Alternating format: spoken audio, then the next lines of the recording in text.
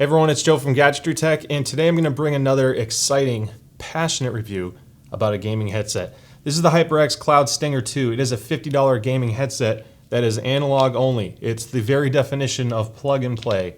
So the goal of this review is to find out how it stacks up against the other ones I've been reviewing lately at this price range, because I actually like really affordable gaming headsets, provided they provide a good, enjoyable gaming experience. Now, this was not sent to me for review. After doing some research and reviewing other affordable headsets, I wanted to find what gaps I had in coverage to make sure I can properly assess, I guess, this market and price point.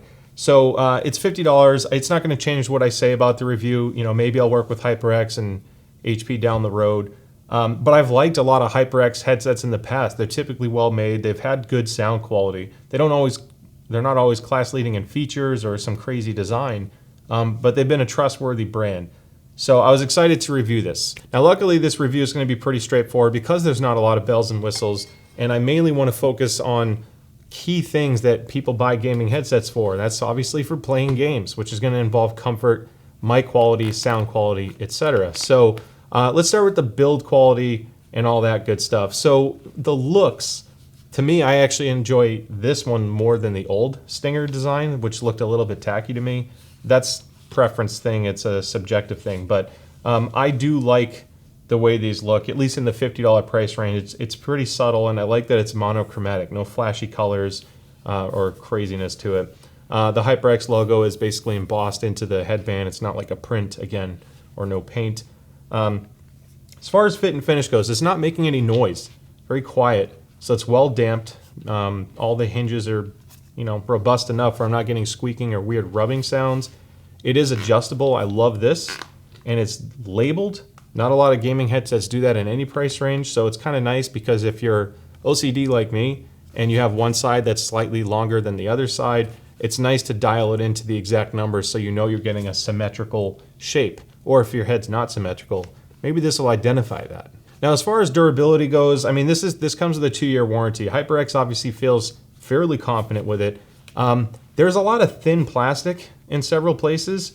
It didn't really move too much. I mean, I don't want to pull this. Some headsets like the Astro A10, you could pretty much swing around and I guess have a playful fight with them, and they should still hold up. These, I don't know if I can quite be as aggressive. It's a little bit stiffer.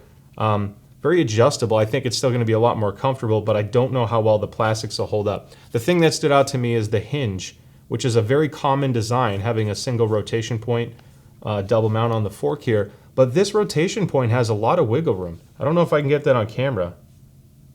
Let's see if I can keep this fixed. Can you see that moving? Hopefully you can. If not, for dramatic effect, no, you can. It moves. I don't know how well that'll hold up or not. I've never had issues with HyperX failing on me in the past, so hopefully it's not an issue, but it is what it is. Now, I do like a couple choices with this a lot. The flip to mute function on this is amazing, and what I hated about the old Clouds is that really frustrating inline mic switch that was very hard to get to, and the volume knob was pretty terrible. It was a really thin piece of plastic. So I love that you flip to mute, and even with a flexible boom, which has a great amount of stiffness and memory to it, it's almost a perfect boom, even at any price range. But even though it's adjustable, you can still flip to mute with that. Usually on a flip to mute headset, the microphone boom itself is a hard plastic because they want that flip to mute function to work all the time. I never had an issue with it not muting every time I went up and down, and it even held its position. It's not like it's moving a little bit. It's pretty easy to dial in. So I like the way it's laid out. The volume knob is here now. Hallelujah for that. No more inline cord. It's a rubber cord, so there's no microphonics, meaning that, some braided cords, you move your head around and the fabric is, rubbing against your shirt or sweatshirt, whatever, and you hear that noise go into the headset, which can make you crazy. So I like that it's rubber. I don't like that it's not detachable. I wish it was detachable, and weirdly, this is a very long rubber cord. So this comes with a breakout cable, which allows you to turn this TRRS jack into a double whammy. You get one for audio and one for microphone. So if you're connecting it to a desktop that doesn't have a single combo port, That's what you use the breakout cable for. Otherwise, this will work on your Xbox or PlayStation controller or anything with a headphone jack that supports a combo port, meaning TRRS or the mic and sound on a single cord. So it's pretty versatile in that regard, and I actually found, just on that note, it's very easy to drive, which means this gets very loud. The sensitivity is pretty good on it. Now they rate it at, it has 50 millimeter drivers. I think they rate it for 10 to 20,000, 23,000 hertz or some super wide range. It's not listed here on the box. I had it, I'll pull it up on the screen. That's just a measurement from lowest to peak. It doesn't tell you what decibel loss, and I can tell you it doesn't go that deep. But either way, staying on the build and comfort, my nitpicks with this, I said a lot of good things for the most part. These pads are leatherette, they are shallow, and they are not that plush. So for people who wear glasses, I use several different frames of Gunars to test. These are not the best $50 headphones if you wear glasses. The Nova 1 is more comfortable for that, and if you could spend a little bit more money at retail, the Recon 500 is probably the best sub $200 or sub $100 wired headset that supports glasses. It's so comfortable if you wear frames.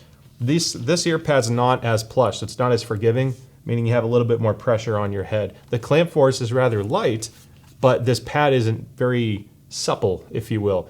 Because it's shallow, a lot of ears will actually touch the baffle in the center. This baffle is not padded. Now in the corners, it's suspended slightly above the fabric cover here for the baffle. It's suspended slightly above, so that's cool. But the part where your ear is going to touch, it's just a thin piece of fabric on top of a plastic baffle. You will feel that. Some people may not like that. Now you could buy $20 pads because this is a universal pad design.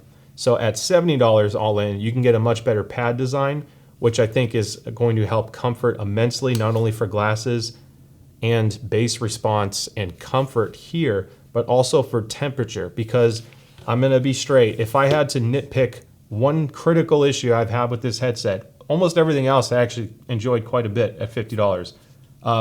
This thing gets hot. Like, I usually don't have headphones or headsets that I have to adjust fairly frequently. I don't really get too sweaty when I play. I had to pull this off my ear after like 20 or 30 minutes, multiple nights of gaming. Even in just like a non-sweaty game, you know, if I'm just playing Gran Turismo or something, I'm not getting super intense, I still felt my ears getting a little warm. That's partly because of this leatherette material. It doesn't have like this aero weave or sport fabric stuff that some other brands are starting to do at this price range now. This helps with bass response, but not with heat dissipation.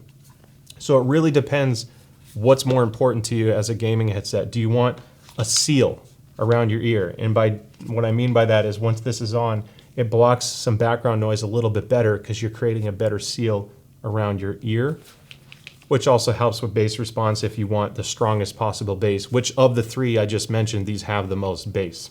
So you talked about price, talked about build quality and comfort. Now let's talk through the microphone. It has decent passive noise rejection, so background noise isn't picked up as much as some other headsets in this price range. Whenever you do that, you lose a little bit of clarity on your voice. So if you talk more softly, it's not going to pick up every nuance of your voice. This is one of the better headsets in this price range for people who talk loudly. So if you don't want to blow your friend's eardrums out and you want to still have a fairly clean voice, you could speak loudly into this, and I think it's still going to pick it up very clearly. Now this foam sock, which I love, it does pop off a little bit easier. It came off on me twice through my week of testing, unfortunately. But when you remove it, see, that was pretty easy to pop off. When you remove it, my voice sounds a little bit more airy. You have a little bit more of the s sound, and it exposes you to plosives. So if you have it too close to your mouth, people are going to hear that pop and wind sound. This is just a matter of preference. I prefer to have the windsock on, the foam sock. Just keeps it a little bit tight once in a while because of this way this mic is designed. It's fairly sleek, and there's a chance the foam sock could come off one day if you're not paying attention. So just make sure it's snug. All right, now it's time to talk about sound quality. Typically my favorite part to talk about. So the HyperX Cloud Stinger 2, they use cloud with everything, just like SteelSeries uses Arctis. The Stinger 2s have a fairly V-shaped sound profile, but not in an extreme way. What's interesting is the sub bass, the deep, thunderous bass, is not that strong. I expected it to have more deep bass because HyperX 50mm drivers thought it was going to carry all the way down to the low stuff, especially when they rated it at 10 hertz. I was like, hell yeah, $50, that's going to be great. The SteelSeries Nova 1 actually has more sub bass, even though overall it has less bass.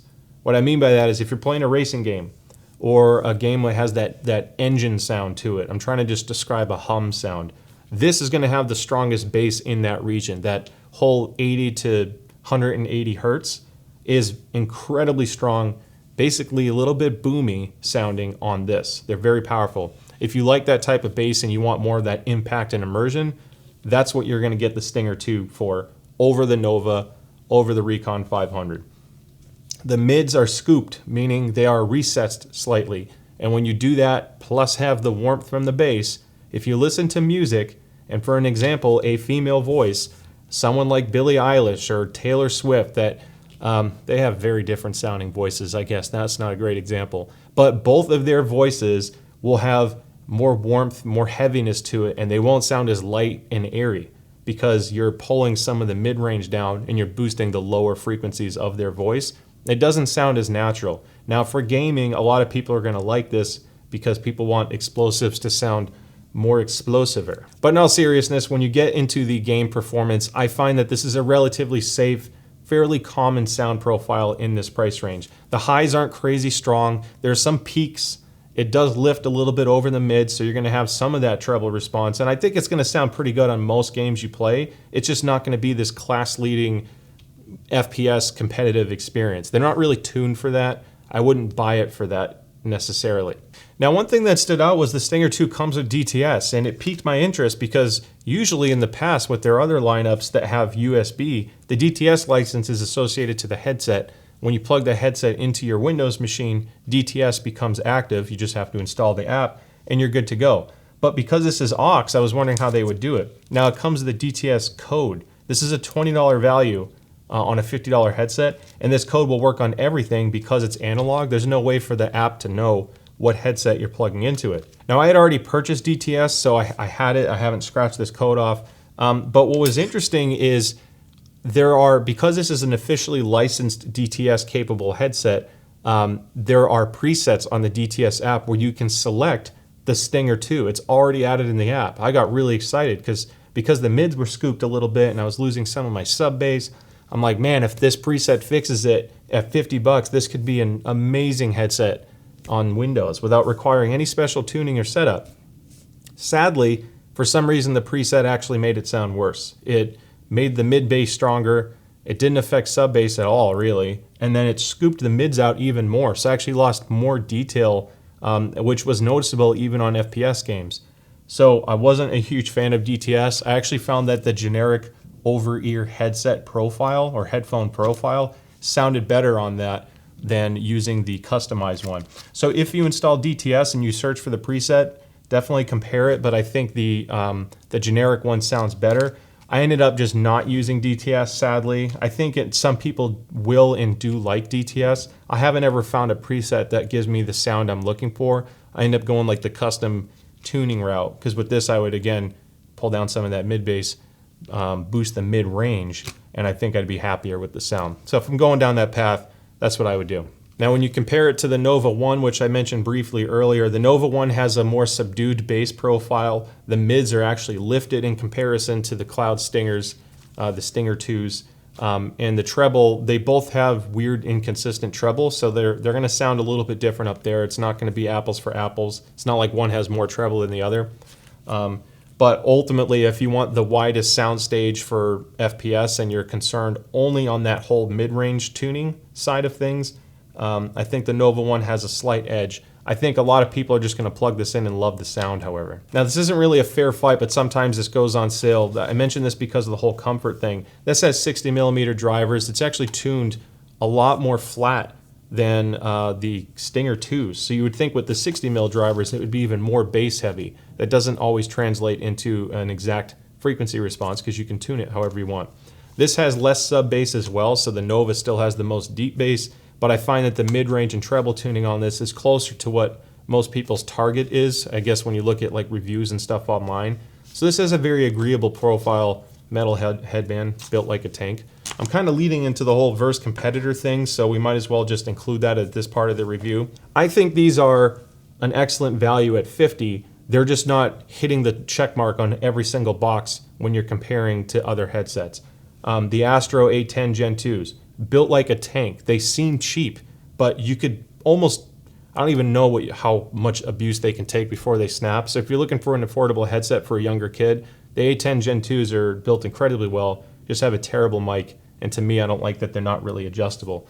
This has the whole pivot to lay flat on your neck, and because the yokes are offset, it pushes the ear cups out slightly, so it's actually really comfortable to wear. So that kind of wraps up the review. I kind of bled the sound quality stuff into the versus competitors. I think the Astro A10, not as good as any of the ones I mentioned here. It's the most durable one, so if you're getting it for a kid and you just want something that's going to last, the A10 Gen 2 from Astro is about the same price. That thing's built ridiculously well. Even though it feels cheap, it's just really solid. Now, I think a lot of people are going to like this, especially if you like the signature HyperX sound. You know, this has a slight V shape to it, like I said. It uses the same type of HyperX pad, so if that hasn't been an issue for you in the past, this has a very, very similar feel to all of the old Cloud Alphas that, you know, I've purchased and reviewed before, you may have purchased and used before. So it's familiar. I like that they didn't fully depart from their signature stuff because they have a pretty loyal fan base for a reason. They're still a good headset. So yeah, I hope you found this review helpful and it helped explain, I guess, some of the pros and cons. I don't think there's a perfect headset in this price range because they all have different strengths and weaknesses. And hopefully at this video you found out what those were. Please do not forget to like and subscribe. The channel growth has been great. I'm so excited to see where it's going. And because of that, that's why more brands are starting to work with me. But either way, thank you as always for the support. I will have a link in the description below, so if you decide this is the right one for you, clicking that supports the channel. I get a kickback to purchase more headsets because, again, I purchased this. This was not sent to me for review. But either way, buy it wherever you want if you decide this is the right one. And with that being said, I'll see you next time.